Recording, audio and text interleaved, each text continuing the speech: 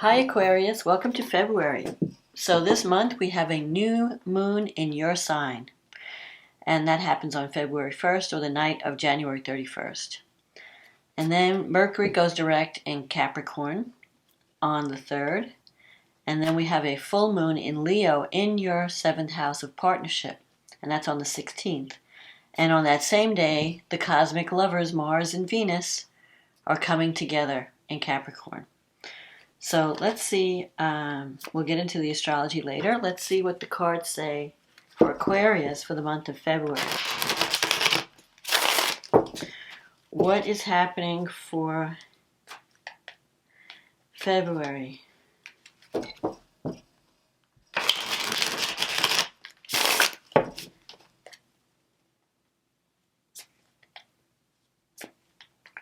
What is happening for Aquarius for love in February 2022? What does Aquarius need to know about love and relationships for February 2022? What does Aquarius need to know about relationships and love? And we have Valentine's Day, if you're celebrating. What do we have for Aquarius? What does Aquarius need to know about love?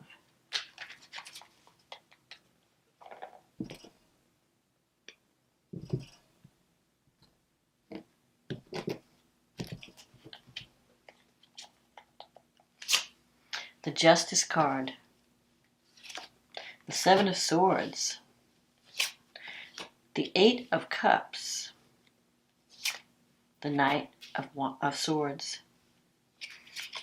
the Ace of Wands, the Ten of Pentacles, the Fool, the Empress, the Tower, and the Death card. And the card at the bottom of the deck is the Hierophant. So there's a lot going on this month, Aquarius. Justice. You start the month out with Justice crossed by the Seven of Swords. So you may feel like you were treated unfairly in a relationship. But the Justice card here is saying that things are going to work out. There will be justice will be done. Fairness, nothing happens in a vacuum. Like whatever happens, if someone hurts us or we hurt someone else, it's going to come back one way or another. Either, you get what you put out there. Whatever energy you send out comes back. So if you feel like someone has hurt you in some way, they're going to have repercussions for that. But also, there's going to be justice eventually. It may not be right away. Karma works in weird ways. You may not see the justice right away, but it's going to happen, and you may not even know it. But one thing I can see is there are new beginnings coming. Maybe like certain things had to end or change so that it could make room for something new to be developed, to be born on the ruins of something else that maybe didn't work out. The Seven of Swords is a card it's kind of a sneaky energy or a thief energy. You may feel like someone wasn't being fair, wasn't being transparent, wasn't being honest with you. They were saying one thing to your face, but then talking behind your back. Maybe you felt like they were trying to take something from you that didn't belong to them. I think you feel like, like someone's getting away with something. The Seven of Swords could also mean, if it doesn't have that thief and sneaky energy, like someone has like this hidden agenda, then it means that you're not facing the truth about something, that you are sweeping things under the rug. And, it takes two to tango. If we're having a problem with someone, it's not just happening out of thin air, There's something you're doing, there's something they're doing, and it's not like anybody's right or wrong, although in some cases, there's a definite right and wrong behavior. But we cause things, we cause reactions in other people by sometimes our behavior. And we can't see what we're doing. We can only see what comes what's coming at us. Like we could see what the other person's doing very clearly, but sometimes it's hard for us to see what we're doing to contribute to the situation. So, every action has a reaction. It's not to say anybody's right or wrong. I'm not, making that judgment. It's not a judgment. It's just that you have to see what role you played in the relationship, and that's how you can try to heal it. That's what I'm saying. Because like I said, and it may be that you need to walk away. I'm not saying that you have to stay in a relationship that's not healthy. But it's a good lesson to see, okay, what did I do that allowed this to happen? And it could be a situation of not speaking up or not setting boundaries or staying with someone too long, putting up with toxic behavior. I mean, it could be anything. It doesn't have to be that the other person was right, you're wrong, or that you caused something to happen. But you have to look at your role in the relationship so that you could avoid situations that are similar in the future. That's all I'm saying. We're not placing blame because everybody's situation is different, and only the two people involved know what really is going on. So the Eight of Cups, this is a card of walking away from something. So you decided to walk away from a relationship or a situation that was once really nice, really good, and it just was no longer fulfilling. So this is you walking away and searching for something better, searching for some meaning in life, searching for a connection maybe that's more spiritual and not so physical. Sometimes the 8 could even mean traveling, like moving on. It could be a figurative moving on, but it could also be literal. You might have been dealing with someone that you considered very stubborn. Maybe it's possible both of you were stubborn, because this is a card of rigid energy, fixed energy.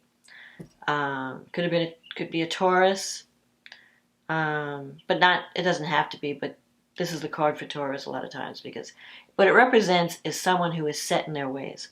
It represents something that is unchanging. Like you may want to make changes in the relationship. The other person is just being very ultra conservative, very fixed in their opinions, very fixed in their attitude, and they're not allowing you to be yourself. Because Aquarius needs a lot of freedom. So maybe you're up against a person or a situation that just wants to do things a set way that, we've always done it this way. What are people going to think if we do it differently? And, maybe they just wanted you to act in a more conservative way. And Aquarius is like, I got to be me. I can't be put in a straitjacket. I have to express who I am, even if it breaks out of the box and it goes against convention or, the typical accepted way of doing things. Because Aquarians are very innovative, and you have an eye to the future, and you see things sometimes that other people can't see. You see trends that are coming that other people just they can't even begin to imagine. So anyway, you have this Knight of Swords energy. There could have been an argument before a breakup.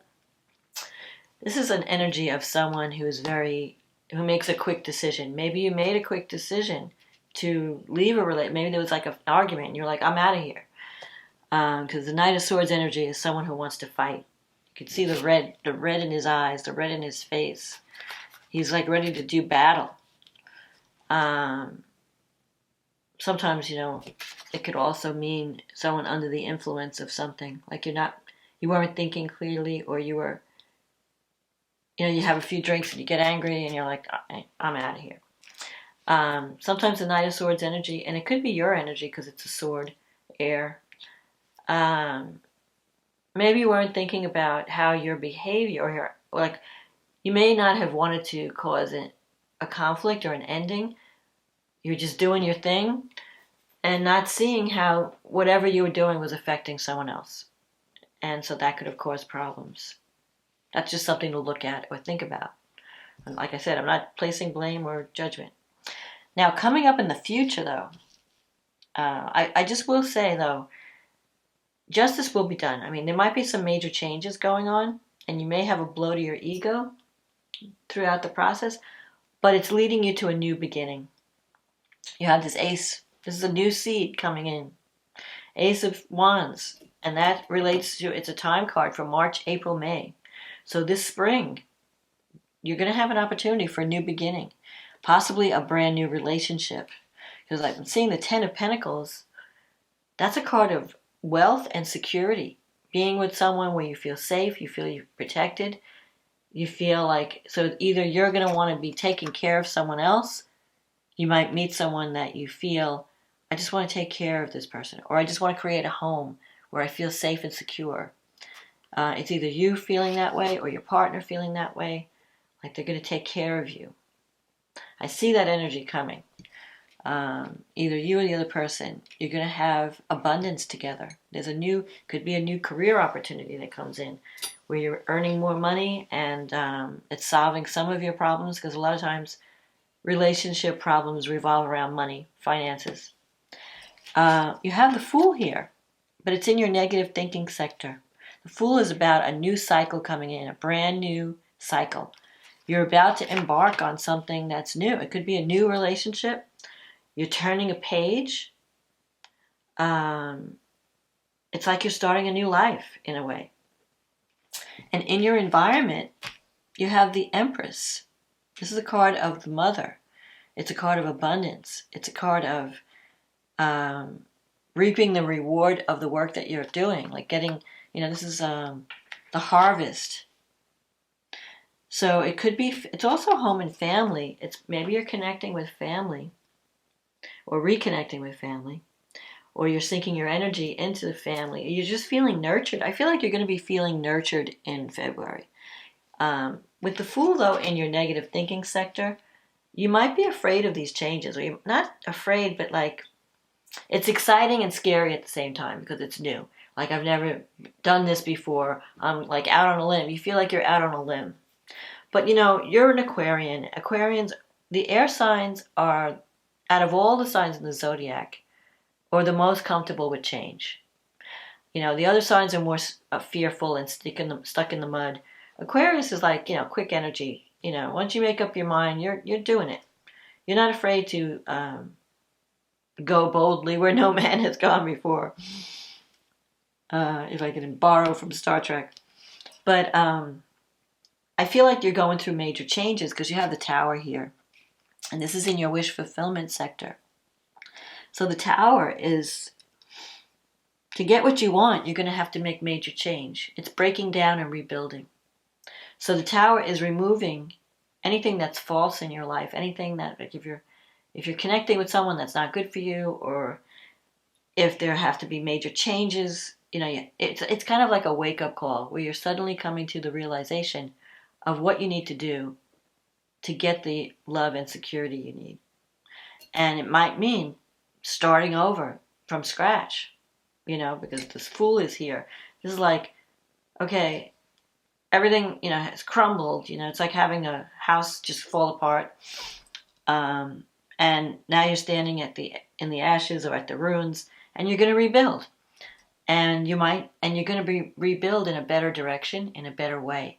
So you're going to take what you've learned from the experience, and you're going to build something even better and stronger because you've learned your lessons from the past. And you also have the Death card here. It doesn't mean physical death. It really means the end of a cycle where you have to accept that a certain way of life is ended. It could be a relationship that you have to kind of bless. Like maybe there's someone that's not in your life anymore, or some part of your life that doesn't exist anymore. It's like the Tower has taken it away. It's like the big storm has come in and blown away whatever's non-essential. And so now you're like stripped to the bone, and you're left with whatever you need to rebuild. And the Death is also about, clearing out the past. Maybe you have to release the past. Put it to bed, and make room for new energy to come in. Make room for, maybe you had a lot of You might have been thinking about past relationships. Maybe that prevented you from being in a relationship with someone in the present because you were locked in the past. Sometimes the death can do that. What it means is a cycle is ending, but you have the Fool here, and you're a little bit apprehensive. A new cycle is beginning. Like right now, I feel like you can't see it. You can't see it right now because it hasn't arrived yet. The Ace of Wands is coming. It's just developing. It's like the seeds in the ground, and you can't even see the little grass, little green thing coming out of the earth yet. But it's in there, and it's growing. And you're going to be experiencing it in a couple of months. So right now, you're just feeling the injustice and the anger. You're not seeing that there could be a new beginning coming. And maybe a part of you is afraid of beginning again because of what you went through in the past. But the Hierophant is also a card of marriage and commitment. So maybe whatever's getting destroyed, if it wasn't right for you, let it go. Because better things are on the horizon. A new cycle is coming in that could give you the security that you need, that could give you the love and the commitment that you want. So don't stay locked in a negative mindset where you feel wounded or you feel like the victim. Forgive, bless the past, release the past, and prepare for the new beginning. That's my advice. So now, before I get to the astrology, I want to check out these angel cards and see if what the angels want to tell you for February. Let's see what Aquarius needs to hear from the angels. Let me pick a card. What does Aquarius need to know? Manifestation. Believe in yourself. Trust your instincts and follow your heart. For in doing so, you shall manifest all your heart's desires. The life you have for so long aspired to create will soon manifest. Oh, how beautiful. That is a great card. So see what I was saying? All is not lost. You're on the verge of a new life and a new cycle coming in. So don't dwell on the past and the past sorrow and the past hurt. Dwell on the future. Bring in that new future. Be part of the manifestation. Visualize the life you want to live, the person you want to be with. And you can have it. Just, walk away from what's no longer working. Don't waste your energy on something that's toxic. Embrace this new beginning because I just see love and nurturing and family. I mean, you're going to be like finding your group, or you're going to feel loved when you move into this new cycle. But you have a lot of changes. It's going to involve a lot of change and a lot of releasing. So let's see what the astrology has to say for you. You have this new moon, and it's in your first house, and it's conjunct Saturn. So Saturn has been giving you a hard time lately. When Saturn moves into your sign, it's telling you, it's being a taskmaster. Saturn is the taskmaster. You can't make excuses with Saturn. You have to do the work. If you don't do the work, you don't get the reward. And Saturn's been, especially in the first house, you may just feel like everything is so hard. I'm carrying this heavy burden. I feel blocked at every turn. But Saturn it's like weight training, it's difficult to lift those weights. But after a while, you're building muscle, you're building strength, and you're getting stronger. So Saturn the new moon has the opportunity for a new beginning. Saturn isn't always, torturous. Saturn also gives great rewards. If you do the work and you make a commitment, Saturn rewards commitment, dedication. If you're serious, it wants to know, how serious are you about what you want? And Saturn is going to give it to you. Saturn's giving you that strength, that discipline. But it's also telling you, face the truth, face reality. Saturn doesn't, sugarcoat anything. Saturn shows you the bare reality, for good or for bad. Like you may think like, oh, everything's wonderful, and Saturn's like, no, look again. This is what you could really. This is the reality. But it's not pessimistic, it's just realistic. It's showing you what you can really, what the reality is and the work you need to put in, and this is what you have to do. You want to get from A to B, you have to do this. And if you are willing to commit to doing the work and really working on yourself, I feel like you have a new beginning to create a new you, because it's in your first house, and that's like a very physical house. So it could be you decide, I want to be seen in a different way. I want to feel, I want people to look up to me. I want to be respected. Whatever you're doing, whatever this new energy coming in, it's going to it's going to be in place for a long time. So if you're making a commitment, especially in a relationship, this could be long term. If you're committing to do like maybe an exercise program where you want to build up your body in some way, Saturn will give you the strength and the discipline to do it, to follow through day after day and not get tired and want to give up. You have to be committed. Now, this new moon is squaring Uranus, and that's in your fourth house. So there may be some changes. When Uranus is in the fourth house, you feel unsettled. Like you keep moving, trying to find the right place. Like you just don't feel settled. Or you could be breaking free. So you could be like thinking, I need to move. I want to move to a new place. The other thing is, you need to be freed from something that's involving fourth house matters. So it could be family, childhood issues. Maybe you need to confront that. And by doing that, it's going to set you free. Maybe you've been run by unconscious programming from your childhood. And Uranus is here to break you out of that jail, of unconscious programming that maybe, your parents put into you as a child and you've been carrying it your whole life. So it's time for you to break free and see yourself and come into your power. This is a new moon in the first house, so it's very empowering. It's a good time to set your intentions. What do I want to be? Who do I want to be? How do I want to be seen in the world? And what action do I want to take toward my goal? And if it's a relationship thing, because it's the first house, it's the opposite of the seventh, that's part of it. How do I balance my needs, the needs of my ego, with the needs of others, my partner, my business relationships? Because the seventh house is marriage and other commitments like business partnerships. But ones that last. It's like you're making a commitment. It's not like just a temporary thing. So but Uranus, now the good news about Uranus, it's trining Venus. And Venus is in your 12th house. So when Venus is in the 12th, and you have a lot of 12th house energy this month. You have Venus, Mercury, Pluto, and Mars. So there's a lot of energy. The 12th house is the house of hidden things that we can't see. Sometimes it could be a hidden enemy.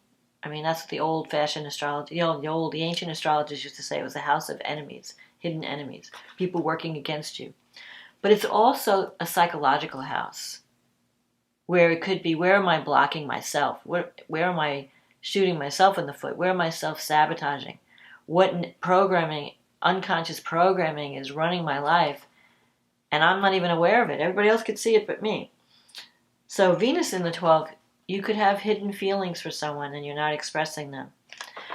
Mars in the 12th, you're angry and you're not talking about it. Mars is like frustrated anger. Like you may be angry but you're not communicating. Pluto in the 12th is even more intense than Mars. It's like rage. What are you raging about? Maybe there are things, there's a lot of anger and hidden emotions that have to come out. Mercury is there. You're not talking. You're not speaking. It's time to speak about these things. Get it out. That's how you heal. You talk about the things that, are frustrating you, things that you're consciously aware of, and it helps you to overcome them once you see it.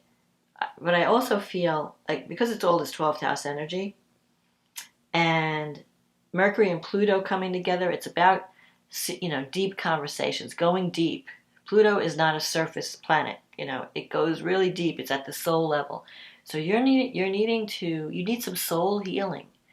You need to really get to the bottom of It's like some kind of psychological thing that maybe you need a counselor to get at. Maybe you can't see it on your own, but there could be someone that can help you through that. And once you see something, you can be totally blind, you're going through life, and then all of a sudden you see it, you have this just like awakening. And then it's like, oh, how come I never saw that before? But now that I see it, I could fix it. Because you can't fix something that you're not looking for or you're not aware of. So I think this month, it's going to be a psychological month. But also the 12th house is about releasing, ending a cycle, letting go of baggage. So I feel like it's a good thing. It's really good energy. I feel like you're going to be doing a lot of soul searching. And if you can face the truth about certain things from your past, certain things about your childhood, and deal with them and release them, feel the emotion, feel the anger, communicate, talk about it, and then I feel like then you have this opportunity for like a new beginning. You could just let it go. Because the 12th house is like the ending. It's like, okay, I don't want to take this into the future. I'm finishing up a cycle. It's like a karmic ending. So some karmic energy is ending. It's time to drop your bags. Drop that baggage that you've been carrying your whole life. And have this new beginning. Make a commitment with Saturn and this new moon to have a new start. Turn a page. The Fool is about turning the page and having a clean page to write on. Like forget all the garbage from the past. Don't dwell on the past. The future is here. Future is in the moment.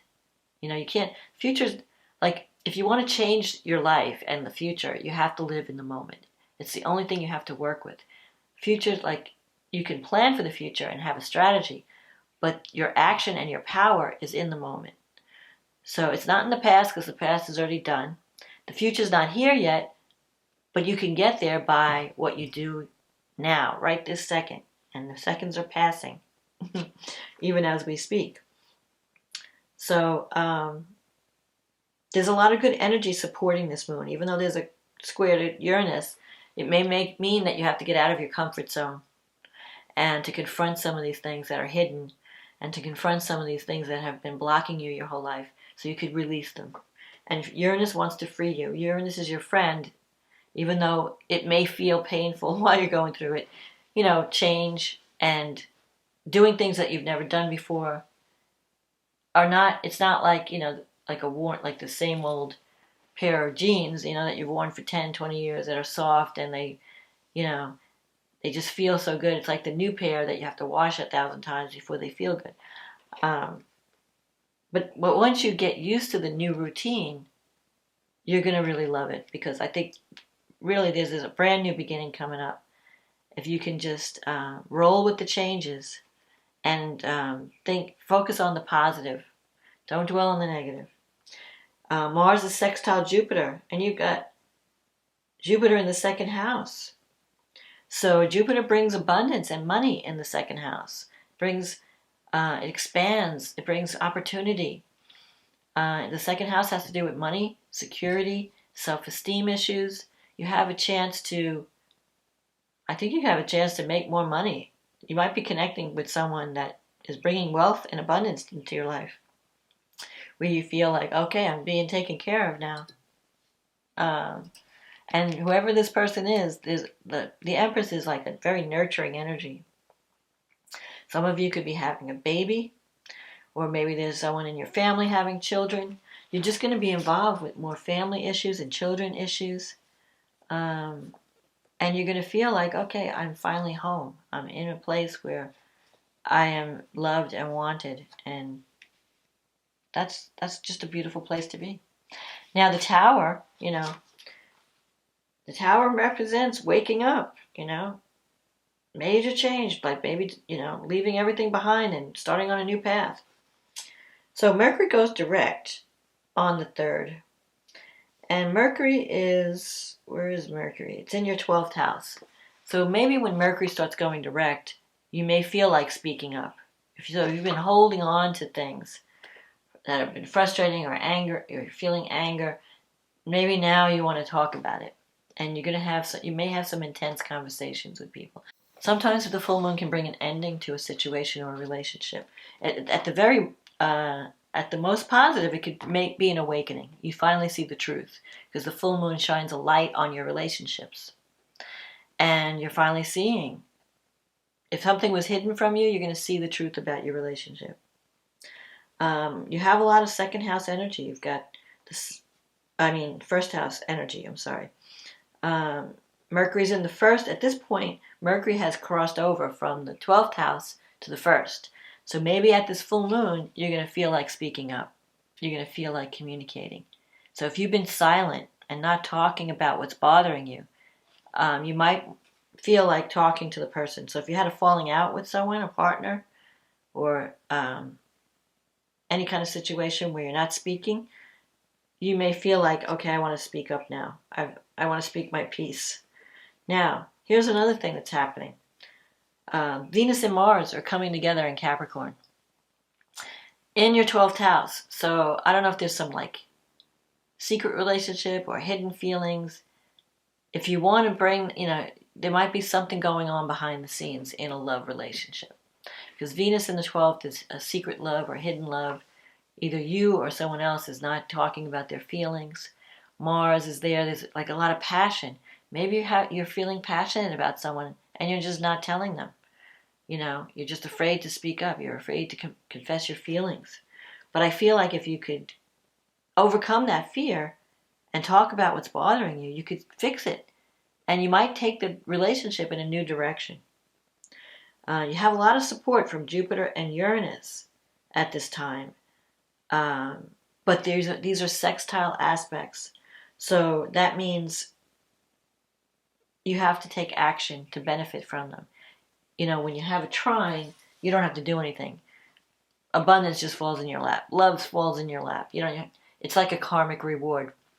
But when you have a sextile, you still can benefit. It's very positive, but you have to kind of help it along. It's like the saying, God helps those that help themselves. You have to take action to activate this abundance, the good fortune. And when Jupiter and Uranus are in sextile, that represents opportunity. So it's like the opportunity is there, but if you don't step up and take it, you're going to lose it.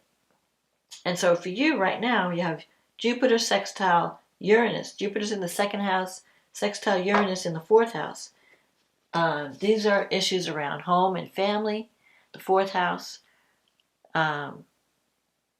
Issues around your childhood. Second house is issues about money, security, self-esteem. How do you feel about yourself? What are you worth? What do you deserve? Are you getting the love you need? Are you getting the money you need? Are you getting paid what you're worth? All these things are coming up now. And you have an opportunity, because this is opportunity, to overcome them. You're getting support from the universe to take action and fix whatever's been dragging you down, and change your future, change your life, bring more abundance, bring more love, bring more opportunity. But you can't be sitting at home not talking to anybody.